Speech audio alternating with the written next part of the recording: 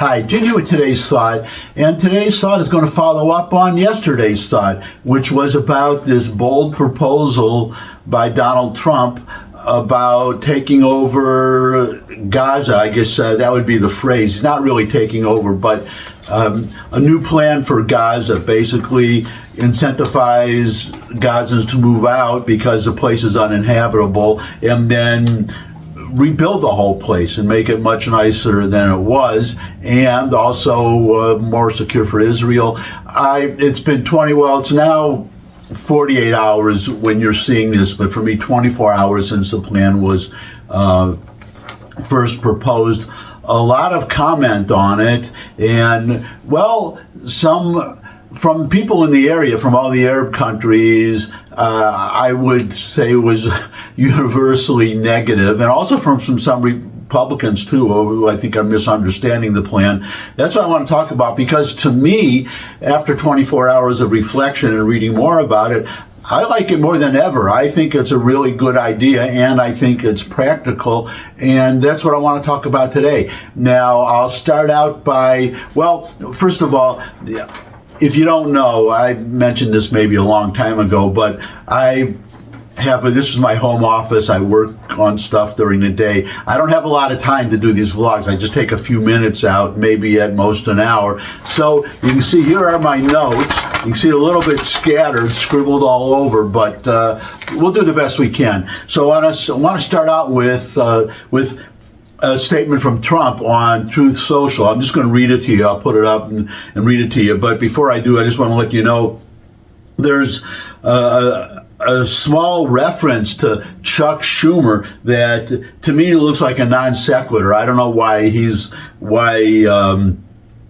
Trump mentioned it, but I'm just letting you know right now. So when the Chuck Schumer pops into there, I'm just reading it the way it was written, but the rest of it I think is really important and good. So the Gaza Strip would be turned over to the United States by Israel at the conclusion of fighting. The Palestinians, people like Chuck Schumer, would have already been resettled in far safer and more beautiful communities with new and modern homes in the region. They would actually have a chance to be happy, safe, and free. The U.S., working with great development teams from all over the world, would slowly and carefully begin the construction of what would become one of the greatest and most spectacular developments of its kind on Earth. No soldiers by the U.S. would be needed. Stability for the region would reign. So now let's talk about that, because several things here, and I'll go through. I guess I'll go through the best I can. My crazy notes here, but just going through here. First of all, that last sentence: no soldiers by the U.S. would be required, and none would be.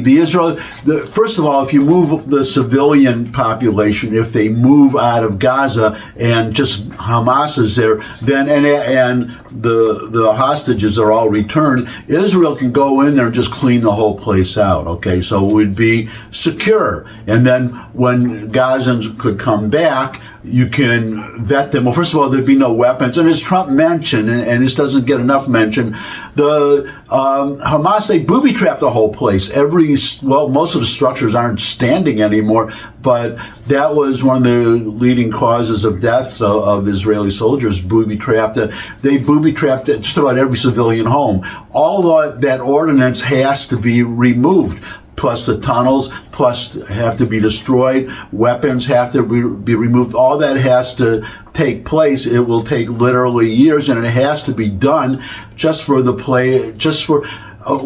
imagine every once in a while you read a story about France or England or something, where some farmer will stumble on a bomb from World War II that the Germans dropped that somehow got missed somehow. So imagine, just multiply that by who knows how many in Gaza, and you see the problem. And World War II bombs, those are bombs that probably may not even work. They would be so old. These are bombs that are operational. So booby traps that are operational. So you can see the problem. You really cannot have them there.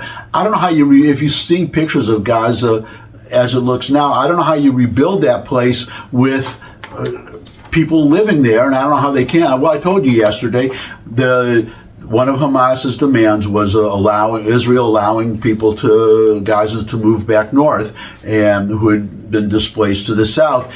They went up north and they turned around and they came right back because there's no way to live there. So that's number one. That one way or the other, they have to be out of there. But to get them to leave, well, what I want to talk about here, I guess I should do it right now because there's something that really irritated me in the press conference that Netanyahu and Trump did. Not the one where they're sitting in the White House, sitting in the White Oval Office or wherever the heck it was, but I don't think it was the Oval Office, but wherever they were sitting. But when they were standing up behind lecterns, they took questions from the press, and one of the questions was, they said, it was a woman, and she said that international law, yada, yada, yada, Gaza is a sovereign, I don't know how she called it, a territorial land or whatever, sovereign, how can you move them out of there? Well, that is completely false. And actually, I think it was Fox, they published a history of Gaza, but I had read it anyhow somewhere else. This is the history of Gaza. First of all, bottom line, end of story, period. Gaza is not and has never been a sovereign anything. This is the history of Gaza. It goes back 4,000, you have to go back 4,000 years when Gaza was, it was just a settlement, actually, of the Canaanites. It was a Canaanite settlement, and there are no Canaanites anymore. But then it was ruled, the kingdom of Egypt ruled Gaza for 350 years, I believe it was. And then Alexander the Great conquered he conquered Egypt, and then he conquered, then Alexander the Great, his empire was the sovereign over Gaza. Then you had the Roman, before the Romans, you had the Hasmoneans. Now, who were the Hasmoneans? They were Jews. It was the Jewish kingdom, there was Judah, and the Hasmonean kings, they were a dynasty of kings that ruled it for a while. So it was actually Gaza was under Jewish sovereignty for a while. Then the Romans came in, conquered the area, and then it came under Roman sovereignty. And then the Romans gave it to Herod the Great, the king, who was he ruled. He was that whole area was, that's where the name Palestine came from. The Romans, they renamed it Palestina after the Philistines. That's where the root of Palestine or Palestina, and it was to humiliate the Jews whom they had conquered, because the Philistines were the Jews' mortal enemy at that time. And so they ruled the way they gave it to Herod, who actually. There were two Herods. There was a Herod and a Herod the Great. And I don't remember, my understanding, you can check me on this, Herod himself actually was not a Jew, but he was installed by the Romans to rule what was essentially a Roman satrap. And then after them, the Romans, then you had, there was another time, I don't know if it was before or after the Romans, there were a couple of Greek dynasties, empires that it kind of went back and forth. It was one or the other, or they split it. But the Seleucids and I think the Ptolemies, I forget exactly. But then you had it eventually came under in the Muslim conquest about 637, 638. Muslims, it was part of a Muslim empire, and they ruled it for a while, and so and you go all the way. Then the Ottoman Empire ruler was part of the Ottoman Empire, and then it came after World War I, the Ottoman Empire was defeated and it was broken up. And this whole idea of sovereignty, never mind just Gaza, that whole area, Syria, Iran, Iraq, those countries didn't.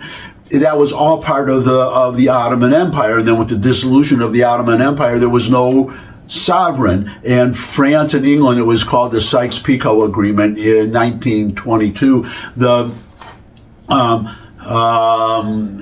Sykes was an Englishman and Picot obviously a Frenchman. They divided it up the area. That's why we have all these problems that you see, because the Middle East is very tribal, and you have all these ethnicities. But the French and the British, who had the victors of World War II, World War I, they ignored all that, and they just, you get this, you get that, and they just divided it up the area according to their own desires. So, but the whole point is, Gaza was was part of the British mandate. So these countries like Syria was created, Lebanon was created, Iran, Iraq.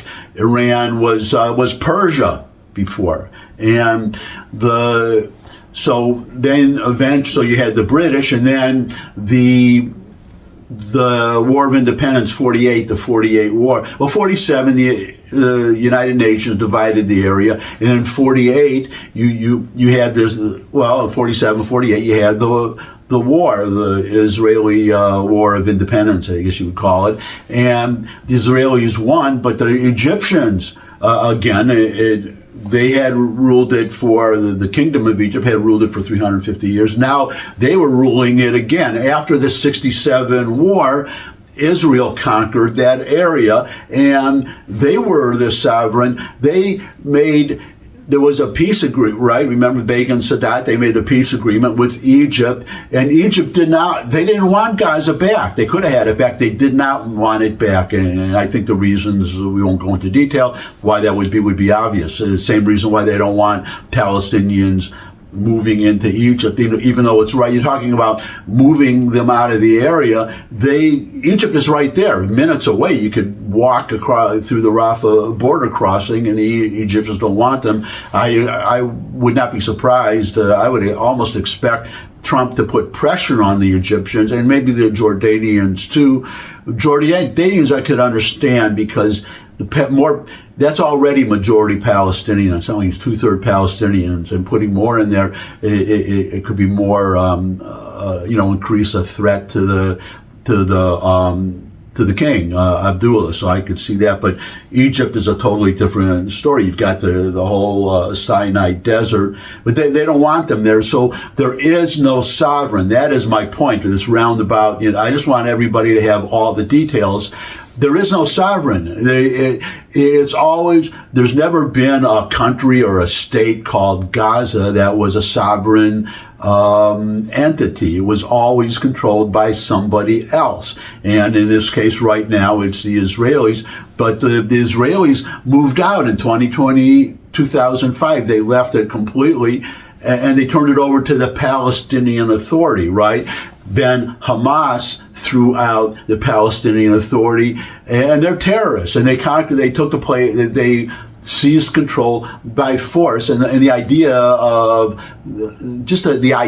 calling Hamas a sovereign ruler of Gaza, it's just ridiculous. So the point is that Israel, and also Hamas started a war, right? When you start a war, if you lose a war, you lose land. And it could be, from a little bit of the land all the way up to 100% of the land. So the Israelis are perfectly within their rights to take that whole area and do what they want with it, which, as Trump just said, turn it over to us, to the United States. And doing that, as Trump said at the end, would not require, the Israeli army would do it. The IDF, the Israeli Defense Forces, would not require a single American soldier in there. So that idea of Americans sending soldiers there, that's That's just absurd. Just would not happen, because it would not have to happen. Now let's see what else we got here. Blah blah blah.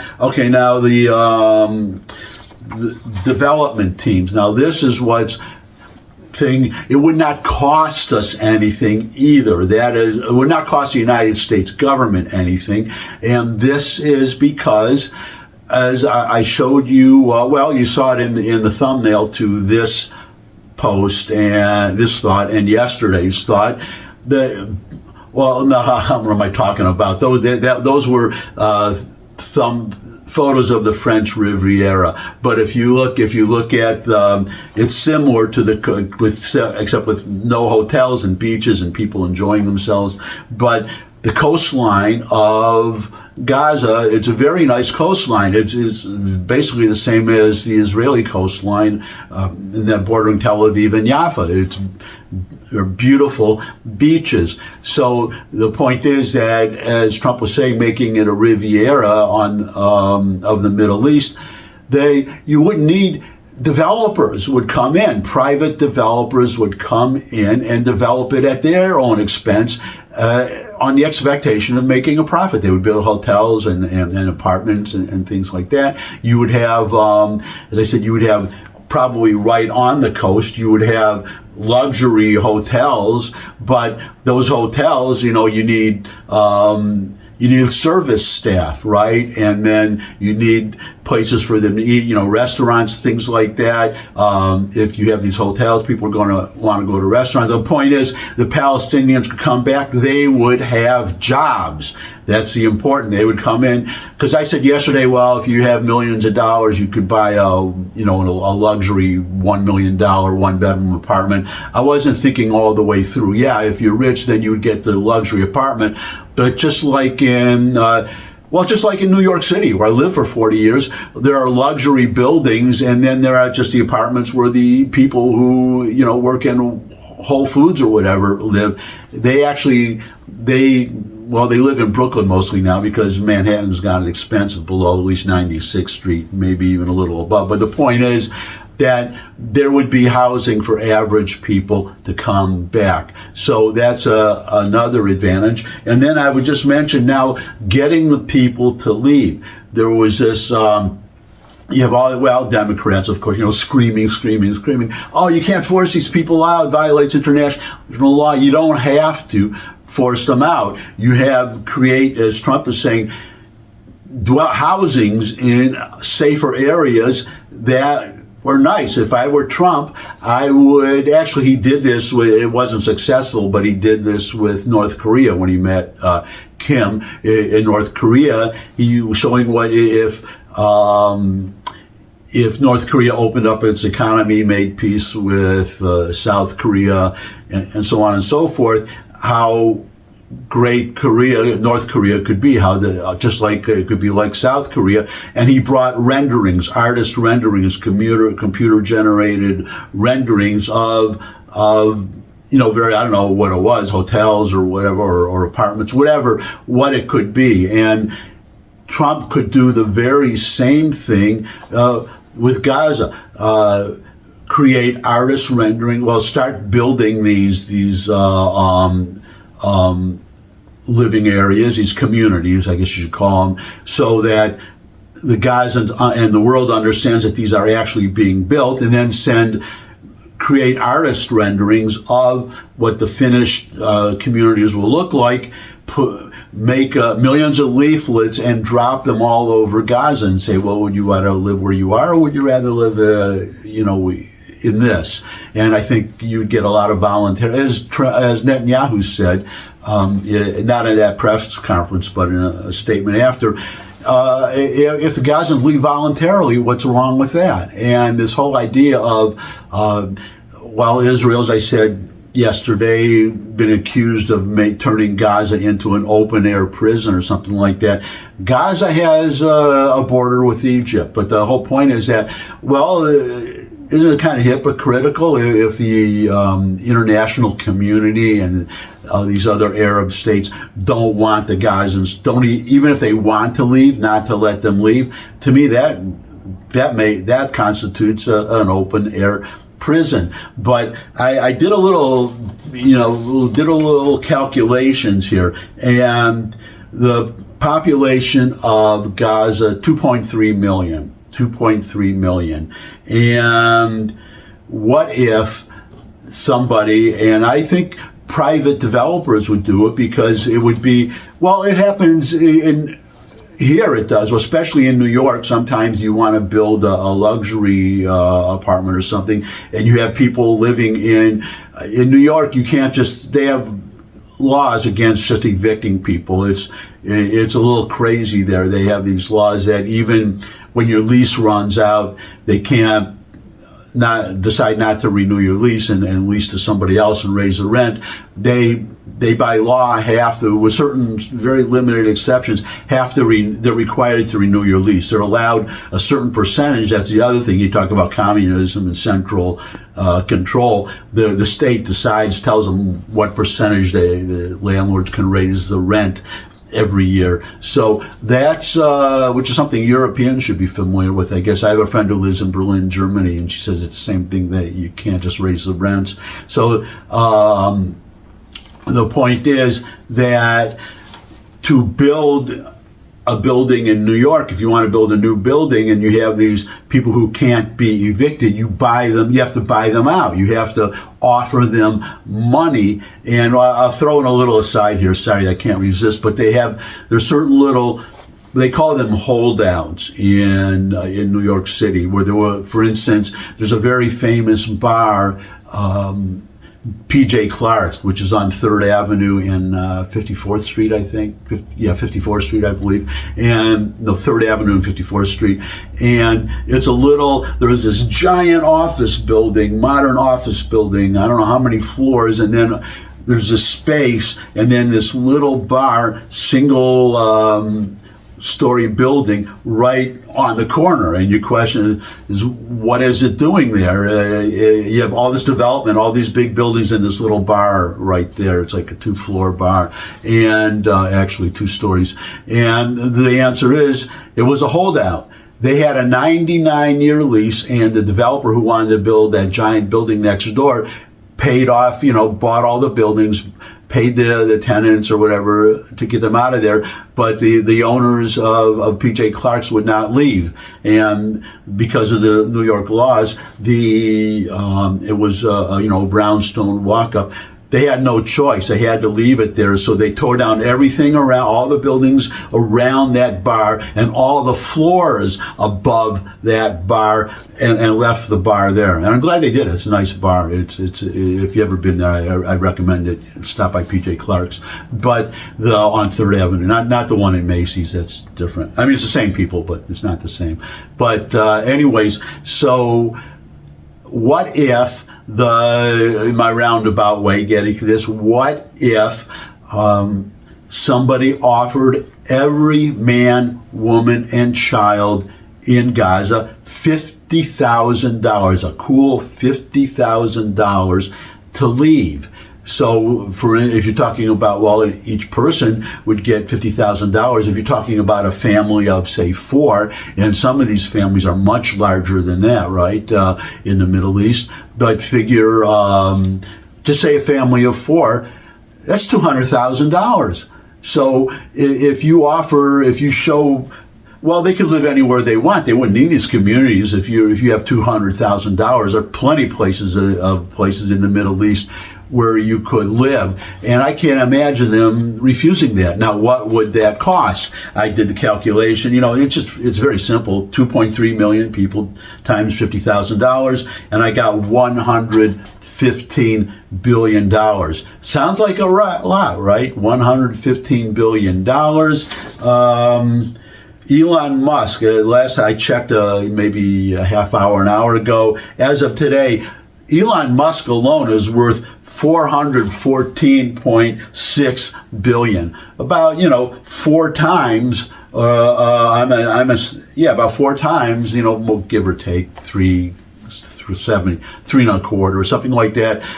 Much more than 100 billion. Just him. And there are plenty of other people in the world who have that amount of money, and you have these developers who would want to come in and develop. Well, you have these public statements from all these Arab countries such as Saudi Arabia saying, well, no, you can't move these Gazans out, we'll have nothing to do with it. But if it's a fait accompli, and well, I don't, you have to think, it's just like not recognizing Israel's, the Saudis, but working with them under the table very closely on security issues in the Middle East. So I can't imagine if it's a fait accompli and the Gazans are out, Hamas is out, the area is there, and it's going to be developed. I cannot imagine that the Saudis, not to mention the Emirates, Bahrain, all these, even Oman. Oman has been sending millions of dollars in suitcases to Hamas. I can't imagine they would not want to invest in all this development that would be happening. And if you divide the cost among who knows how many developers, $115 billion. I wish I could get this to the president and to Netanyahu. That's eminently doable, in my opinion, raising that amount of money, and they would definitely get the money back. And they don't need cash up. I mean, they could get a loan probably, and and use Gaza as collateral, maybe the development. Like anything else, get a mortgage. So to sum up, this has been kind of long, but but in my opinion, this idea, the more I look at it for Gaza, compared to just the Israelis getting out and you got to look at the other side of the coin, because no one else has proposed any other proposals of creating a Palestinian state in Gaza, or allowing Hamas to come back and rearm and attack Israel again, or force. If I were the Israelis, this time I would preempt it and not even wait for them to attack to see them building up, but just creating a hell on earth for the Gazans again, or spending billions and billions and billions of dollars to build it all up again, only to have it all torn down, because as soon as each structure is built, Hamas, if they're there, they'll booby trap it. Okay? So, again, I think it's a wonderful idea. The more I look at it, the more I think it's a great idea, and I'm predicting if they go forward with this, Trump and Netanyahu, the more, and there's I forget, I think he's the foreign minister now, named Katz, I don't know his last name. One of the officials in the Israeli government has already instructed his people to make plans for enabling the Gazans to live voluntarily, keyword voluntarily. So if this goes forward, I think you'll see more and more people getting on board, and everybody except the liberal Democrats. That's basically it, and the jihadists.